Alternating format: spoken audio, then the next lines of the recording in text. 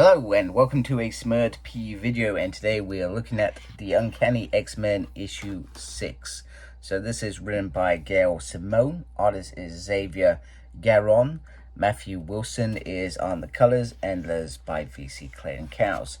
Now we're shown this past story about Becca and how she wanted to go to school after one of the gardeners says he has a daughter and she goes to school, etc.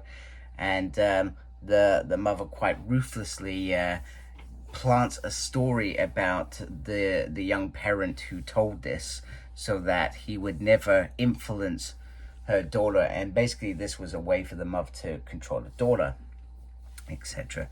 So when she's told to go, that she's going to school, she starts acting out, and Logan's still blind and struggling, and it results in the horse responding in a way to Becca's temper, so to speak.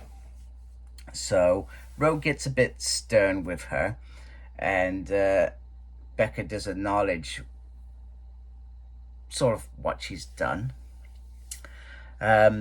Logan's still in trouble and not healing very well.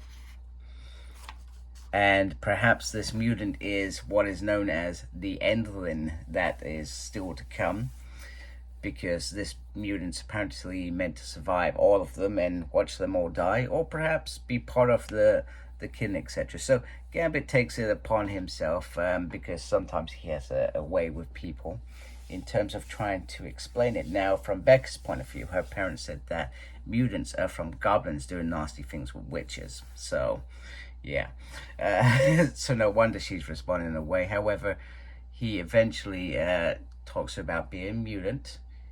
You may not like it, but you are one.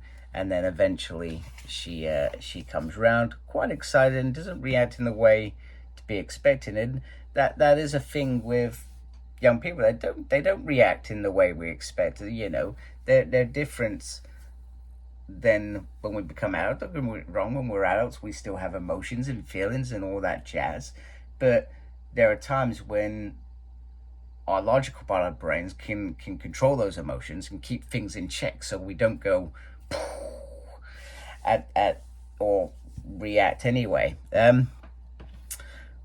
Logan's on the mend and okay, and Rogue and Gambit are very, very happy. The kids are on their way to school, and Chelsea, I think it's Chelsea, the daughter of Mr. St. Junior. Sorry, that's where they're going. Mr. St. Junius, I think. Or is he called Mr. St. Junius? I can't remember. Anyway, she gives her a little dinosaur to take with her. They go on the school bus, and some not very nice things are said, which end up hurting. Sorry, it's Sophia's feelings. But they've got to try and keep a low profile and not use their powers. So they have chores, and Jubilee and Kurt are off to the grocery store, whilst Logan has a favor to ask of Rogue and Gambit.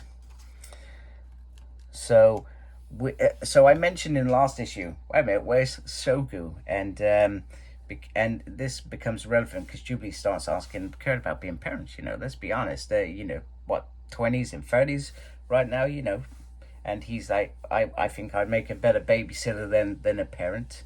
And he sort of says, you are missing, and then that's it.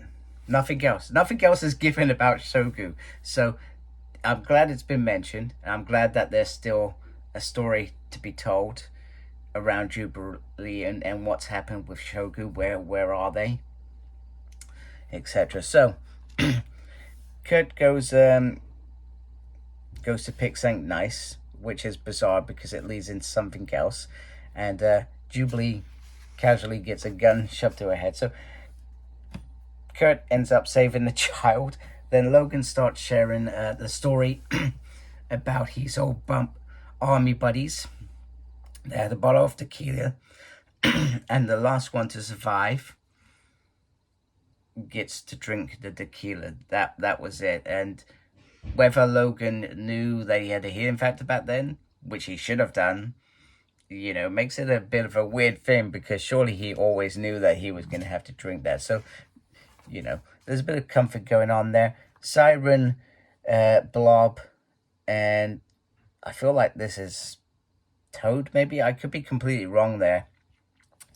Come into the shop, and they are going to take Jubilee.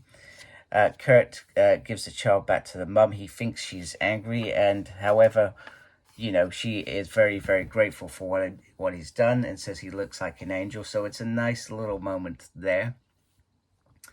And what Logan is asking of Gambit and Rogue is he doesn't want to drink this. He doesn't want to end that story. He actually wants, and maybe he's been doing this for a long time. We don't know. Maybe there is more than just the army buddies, but he wants Gambit and Rogue to share, to be part of this new pact, and so it continues. Gambit is honored and in. Rogue is not so in, and you're pretty much immortal, unlike us, but your mind and heart are all damn human. So we'll get into that in a minute. Oh no, wait a minute, we'll get into that now. So she says he has a PTSD. That's it. Which I find, they all probably have PTSD. The amount of stuff they've gone through over so many years, captured, shot at, blasted, stabbed, all of that. And you're right, his heart and mind are probably the weakest part of this. And we've seen those sides many times. But there was also a part of it that reminded me that his healing factor used to heal really bad stuff. And that probably hasn't happened since he joined the X-Men. That was before then. And then he got his memory back. So I think he's still got all his memories as far as I'm concerned.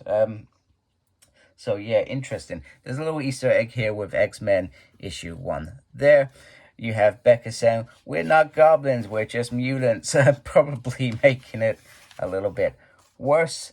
Nightcrawler calls, so in mid-flow, Nightcrawler calls Rogue saying that Jubilee has been captured.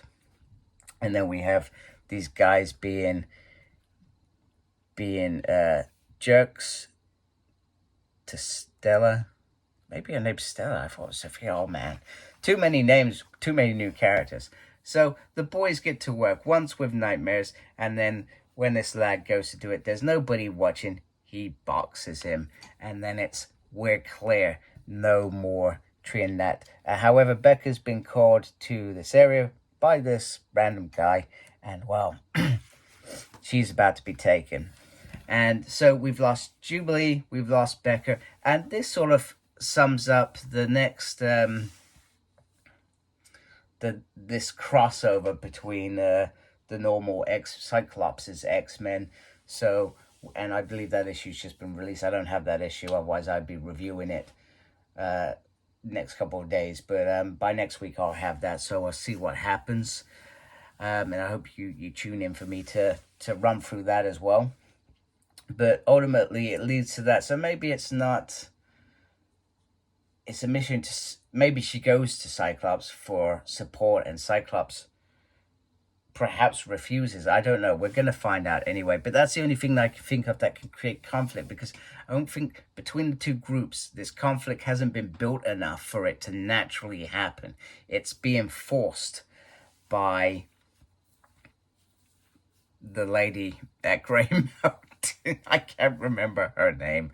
What happened to Jubilee and Calico? So you got to check out X-Men 8, and then you come back here for more bad news in Uncanny X-Men 7. So, and these are going to happen quite thick and fast, is my understanding. That is at the end, and then boom, it just says that 1 of 4. So it's only a little mini series, so it's not going to be too big and too complicated. So from that perspective, I do like that. That is not going to be. It's going to be a swift event, and then back to normal things, and building up this new era of characters together. And there's still little bits of mysteries in there that I do want to find. And I think that the Grey Mountain stuff is not going to be resolved in those 4 issues. It's going to continue after that. Anyway, I hope you like my video. If you do, please do support my channel by subscribing. Thank you for taking the time to watch this video. Really appreciate it. Make sure you look after yourself. Very important these days. And as always, embrace the geekiness. Take care. Goodbye.